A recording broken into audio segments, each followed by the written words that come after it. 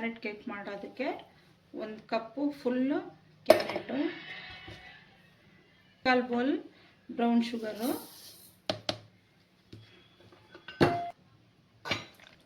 Oil, 1 cup ಹಾಲು,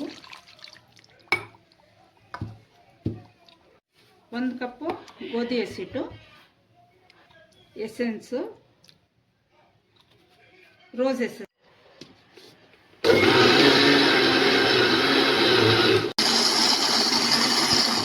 ಪಾತ್ರೆಗೆ ನಾನು ಸ್ಟೀಲ್ ಬೌಲ್ ತಗೊಂಡಿದ್ದೀನಿ.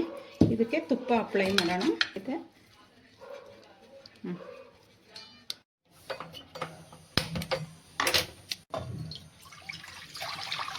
ಹಾಗೆ ಸ್ಟ್ಯಾಂಡ್ ಇಡೋಣ. ಅದರೊಳಗೆ ಬೋಲು. ಇವಾಗ ಈ ಮಿಶ್ರಣ ಹಾಕೋಣ.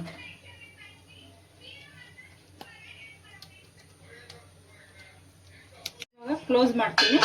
15 ನಿಮಿಷ ಬಿಟ್ಟು ತೆಗೆಯೋಣ. ಆಗಿದೆ, 20 ನಿಮಿಷ ಇಟ್ಟಿದ್ದೆ ನೋಡಿ, ಚೆನ್ನಾಗಿ ಬೆಂದಿದೆ. ಚಾಕುಲ್ಲಿ ಅಂಟಲ್ಲ, ರೆಡಿ ಇದೆ. ಆಗಿದೆ, ರೆಡಿ ಇದೆ ಕೇಕು. ಇವಾಗ ಪ್ಲೇಟಿಗೆ ಟ್ರಾನ್ಸ್ಫರ್ ಮಾಡ್ತೀನಿ.